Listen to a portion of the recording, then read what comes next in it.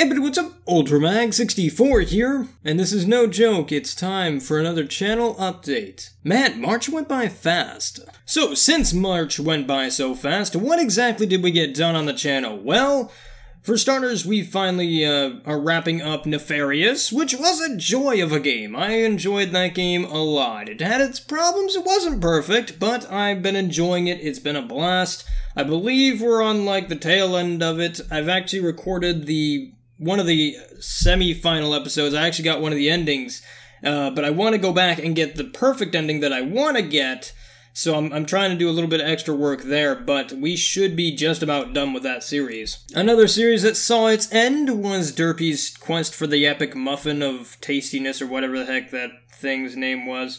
But we finished that one off, and it was a pretty fun little experience. It's definitely one that's like, it's different. And so I had an enjoyable time trying to figure out and puzzle my way through that game. Had to look up a walkthrough for a few of them, but it was overall an enjoyable, unique experience. One that I hope we might see more of. Speaking of new stuff, we actually covered a bunch of demos in March. We covered the Freedom Planet demo, which was a blast. I enjoyed that way more than I thought I would. I mean, I love Freedom Planet, but I didn't think I was going to be like, man, I want Freedom Planet 2 now. And I do. I really love Freedom Planet 2's demo, and I can't wait to see what the full game is like. Another one we covered was Damsel, and Damsel, I mean, I'm no arcade guy, but Damsel was just such a fun little thing. It's like sci-fi Buffy the Vampire Slayer, except in game form, and you have to get a high score and stuff like that, and beat your own times and time trials and all that stuff. It looks really neat, and I'm really excited to play both of those once they're fully released. And then we also did Ashes of Equestria. Now, Ashes of Equestria, that was actually, you know, the Fallout Equestria demos that we've been doing, but they released a new one that had minor tweaks and even a name change to it. And speaking of old things that have been brought back and changed and whatnot, we actually saw the return of the My Little Pony Puzzle Party game, which I'm glad it's back. I've been itching for a puzzle game, and I'm really glad that I got unstuck, as it were, in Puzzle Party, and so we can continue that. Hopefully I don't get stuck again. If I do, I guess I'll have to do another live stream with it. Maybe I'll just do another live stream just cause. But that's also coming back. We also decided to change things up by making it a bi-weekly series with the My Little Pony game from Gameloft. So basically, Gameloft's going to be on one week, then the next week we're going to switch gears and go to the Puzzle Party game. It'll be a nice way of kind of not only spreading the games out, so that they don't get boring if they do them every week. And it'll also give us some diversity, you know? And then we did a whole lot of streaming. Was been done. What? We did a whole lot of streaming, basically. We covered the Senran Kagura Estival Versus PC port, which was actually a solid port. It even came with the Ikitosen DLC. And then we also covered the Splatoon 2 Global Test Fire, which I enjoyed. I suck at the game because I'm way out of practice in Splatoon. It's been, geez, like, since the game originally launched that I played. Like consistently played, I guess, would be a better term. And yeah, it definitely shows. And then we also streamed a bunch of Zelda. I love me some Zelda. We also did a Horizon Zero Dawn video that, now that I'm thinking about open world games, we also did Horizon Zero Dawn. Oh, and we also covered Bendy and the Ink Machine as well for demos. That was also a really good game. I really want to see more of that. But in terms of good games, that we also saw a new series pop up. It's shown across the land like a lighthouse reaching across the ship for oceans. What? Point is a new series has cropped up called Light Apprentice. Now this is a comic book RPG, and I've really been enjoying this game. From the art style to the actual gameplay, it's a very relaxed game, so I get to enjoy a bit of gameplay while I also read and experience this story, and it's really cool. I've been itching for an RPG since I'm drowning in open world games right now. I'm kind of like wanting to get into an RPG and just sit back, relax, and enjoy myself, because I enjoy a good RPG every now and then. Turn-based turn-based or otherwise. I mean, turn-based I enjoy so I can just sit there and strategize, but real-time's good too. I mean, real-time is fun. And then we also streamed The Walking Dead, A New Frontier. The 3rd episode came out. I forgot about that thing. Yeah, I mean that one, like, let's see, the season started off with a 2-episode premiere, and then it kind of went silent for a while, and now it's cropped back up with episode 3. It's definitely interesting. I don't know. I mean, the 3rd episode was definitely good. Looking back on it, I think when I had played it, after, like, initially playing it, I was like, eh. But now that I've had time to think about it and sit on it, I've been like, actually, that wasn't a bad episode. The characters were actually well done and whatnot, and the idea and conflict is really good. I just kind of, I'm interested to see where they go with it. I'm hoping they can bring it on home and make a home run out of it.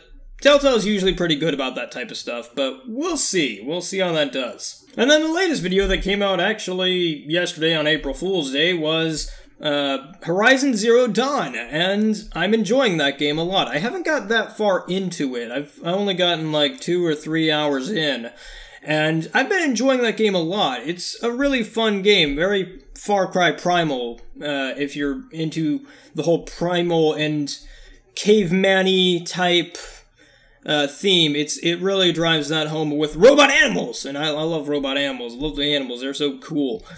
But I really love that game's, like, unique theme and style and whatnot. The gameplay is, you know, an open world game, so I mean, I have no shortage of those to play right now.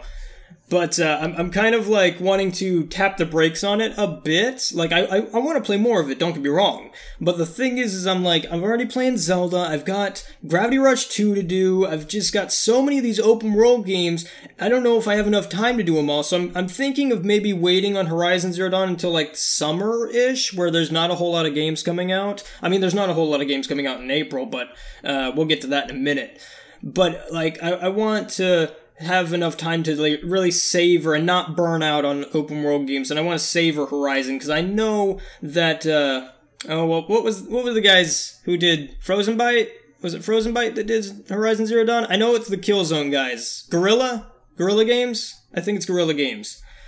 But I know they worked really hard on it, and I really want to give it the time it deserves because it's such a good game. Speaking of games, let's take a look-see at what games are coming out this month. The month of April, the month of the Fool. And speaking of the Fool, looks like Persona 5 is sneaking its way into our hearts on April 4th. Now, I am really excited about this game. I mentioned it in a live stream. I think it was Zelda. Got the collector's edition, and I was thinking about unboxing it, and it seemed like everyone was really excited to see what was inside the collector, so I guess I'm going to do that on either launch day or whenever the heck the thing arrives at my door. But I was also thinking of doing a live stream of it. Now, the only problem with this is that Atlus has kind of restricted the use of the PlayStation 4's capture and screenshot ability, and I'm not sure if they did it for the live stream thing. I mean, I don't use that functionality anyway when I'm capturing gameplay and stuff. I actually use a capture unit to do that because I just like it. It's a lot more clean, it's a lot easier for me, it's just better for me. But I was thinking about that, and I was like, okay, are they going to be, like, really, really upset if I decide to stream this? I don't know. Because, like, they could content ID me, they could strike me, whatever, I just don't know. And I haven't been able to figure out if, like, anyone else has tried it yet. But I recently found out that Mother's Basement, really cool anime YouTuber, if you guys haven't seen him yet, I'll try and remember to put a card up or link in the description below, something about him, but he actually was streaming it because he got it, his Amazon order actually messed up and it actually came early for him, and I was really, really sad that mine didn't come. But anyway, he was streaming it on YouTube, so I was like, well, guess I'll throw caution to the wind and try it too, because, I mean, he's not exploding. Yeah. I mean, the worst case scenario, I would be fine if they just content ID'd me, because I'd be like, okay, that's fine, you know, that's whatever, it's Atlus, I don't care that much. Though they didn't do that on my Odin Sphere Luther Seer video, but then again, that didn't do so hot, so I don't know if maybe it was just not big enough for them to care or whatnot, but I don't know. I don't really know how good Persona is going to do on the channel. I know you guys like anime games and whatnot, because you love when I do anime, the whole month of anime stuff, but I have no idea if you guys are going to be into that or not. But I'm really excited for it because, like I said earlier, I want to get a nice RPG, and from what I understand, Persona 5 is a very linear RPG experience, and I love a lot of things in Persona. Like, I love the whole balancing the dungeon crawling aspect with the social aspect. Another thing I really love about Persona is the soundtrack. The soundtrack is beautiful in 95% of the Persona games. I don't think there's the 5% I don't think exists. But my point is that Persona games and soundtracks are usually fairly, very good. And so I'm really excited to hear the soundtrack from it, because I got the CD with the collectors and whatnot. Along with the art book, I really love the art in Persona. I mean, the graphical fidelity of... Sorry, I don't know why I stumbled on that word, but the graphical fidelity of the Persona 5 on the PS4 I think is going to look really good. It's also on PS3, though I don't think that one's coming to the US. I think that was only staying in Japan. I could be wrong on that one, though. But that means that it's not going to have any, like, major reliance on the PS4 Pro, which I don't have anyway, so I'm hoping that it runs buttery smooth on my system. Every other game kind of has, so I'm not that concerned about upgrading to a Pro just yet.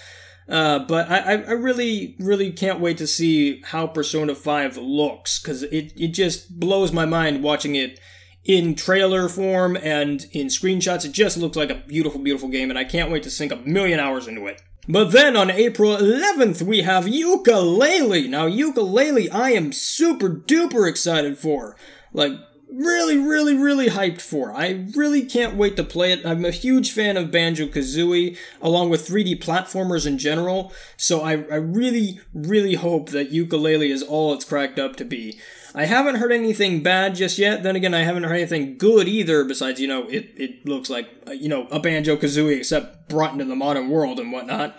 But I'm interested to see what it's like. I've been trying to stay radio silent on it, but I haven't heard any, like, bad or good things either way on it, so hopefully that's a good sign, though I'm still not sure. And then on the same day, we actually have the Sexy Brutale. Now, this is an interesting little game. It's kind of like a time-traveling kind of Groundhog Day roguelike mystery game type deal. It's a little bit hard to explain, and I don't have a full grasp of it myself, though I've heard good things from what it looks like from trailer form and trailers and from general impressions of people that have played it.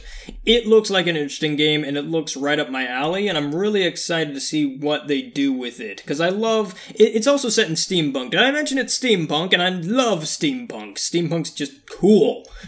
But it's set in a steampunk universe where it's kind of this opera thing, or not really opera thing, but it's kind of in a mansion, and time kind of just reverses itself at times, and people keep dying, and you have to figure out how to not make them die, and figure out a story and whatnot. It's really, really interesting. I would highly recommend you guys take a look at it if you have time, and if it's something you think you're gonna like, because I really want to play it, and I really think it's going to be cool. And then once again on April 11th, man, April 11th is a popular day.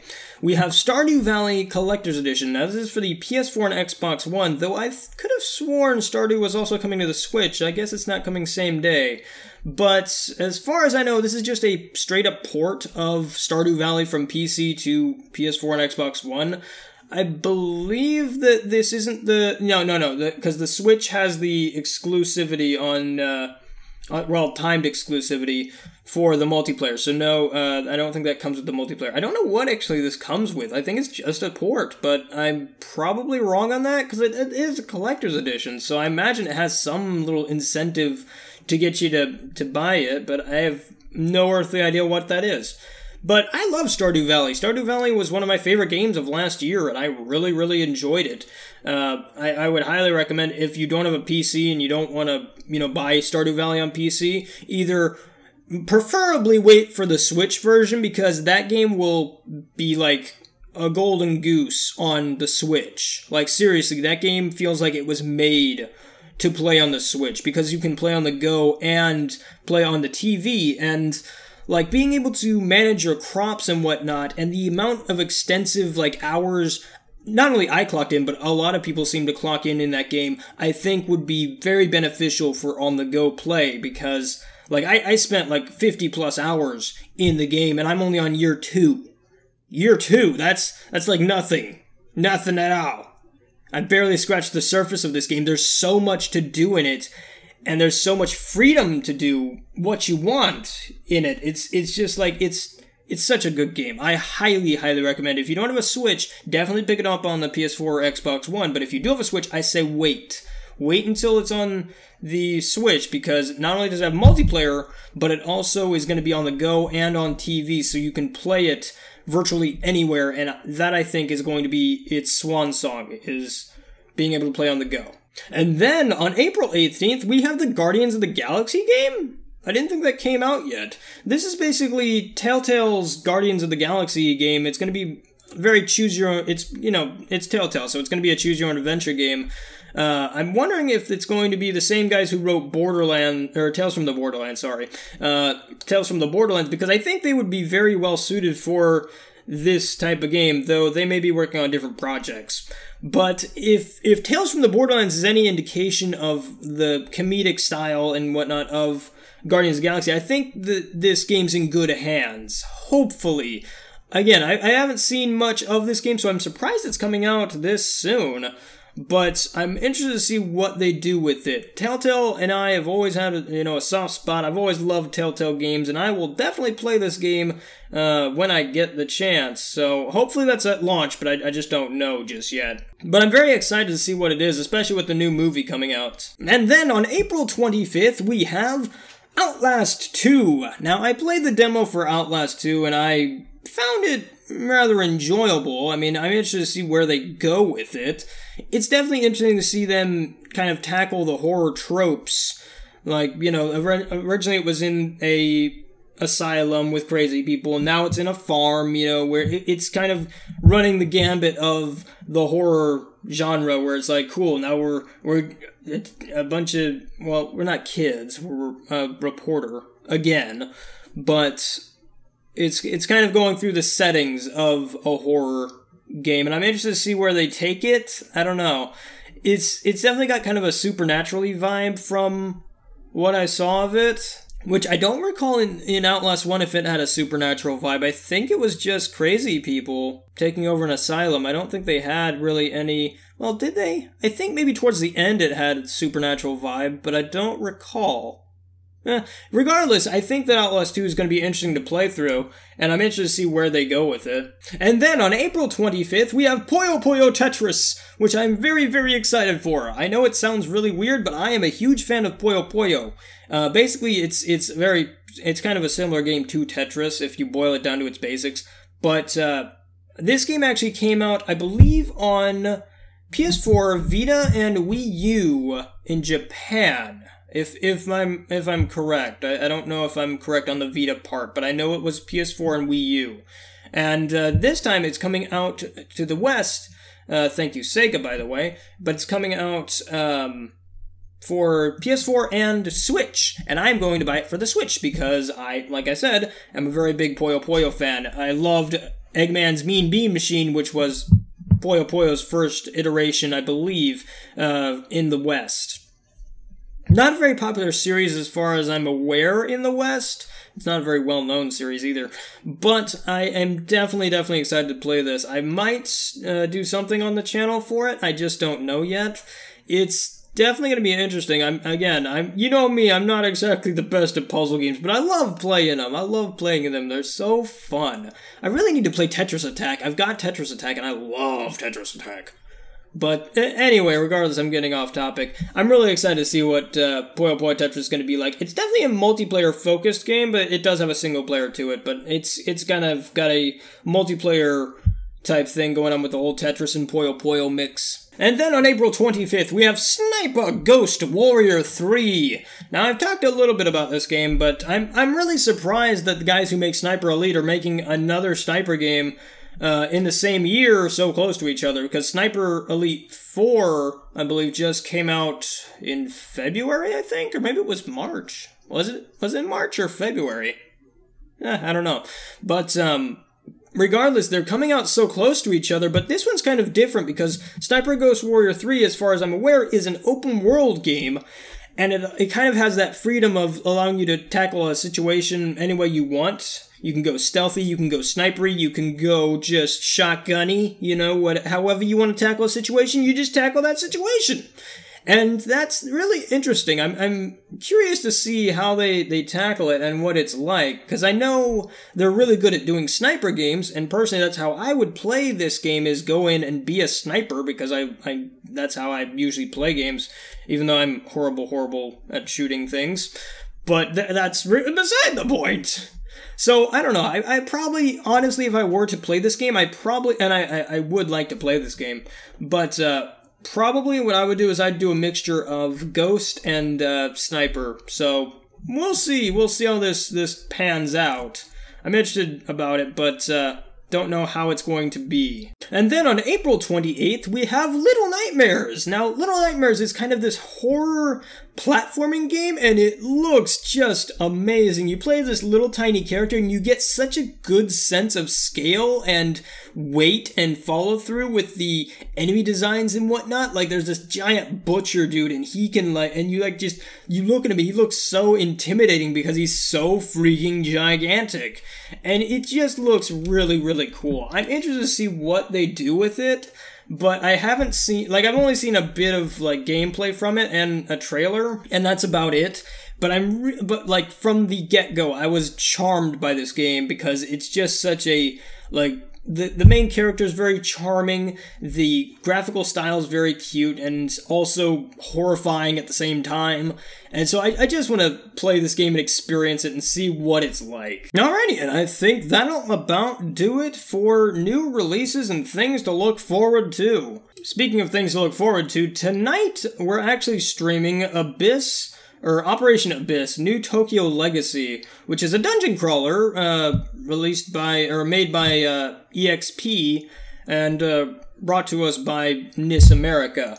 Which this game originally came out on the Vita, and I'm really excited to play it. Because like I said, I've been wanting an RPG to kind of mix things up and kind of not make things so samey, because originally what I was going to do was I was going to stream Horizon Zero Dawn, but I was like, I just released a video about that yesterday, and I'm like, I kind of want to take a bit of a break, like I said, from open world games. I mean, don't get me wrong, I still want to play a few of them, but there's just so many coming out that I was like, okay, cool, I want to play a little dungeon crawler just to enjoy myself and just take a bit of a slower pace. And then in terms of things coming out this week, we've got a bit of a surprise from My Little Pony. Not going to say what it is, but it's definitely something, if you're in the romantic mood, you'll probably like it. And then we also have the Puzzle Party game coming out. We've got Nefarious wrapping up. And then, I almost forgot about this. On Friday, Slime Son actually releases, which is a pixel platformer. Yes, I know, we have a billion of those, but trust me, this one's interesting. We have a pixel platformer starring a little slime who gets eaten by a giant worm. And this game just looks really, really cool. It's got kind of a Japanese vibe to it. I'm not sure if it's actually produced in Japan or not, but I'm actually going to be doing a live stream of that on launch day, so we'll get to see what it's like together. So anyway, guys, I hope you enjoyed. I hope you look forward to the content coming out this month. And while you're doing that, happy gaming. If you want to check out any of the games, then I'll try and remember to leave links in the description for them all, but I kind of mentioned a whole lot. Worst case scenario, you can just Google and pause the video and Google things to your Googling heart's content. And happy gaming. I'll catch you guys on the flip side with more crazy content and another channel update next month. Bye-bye!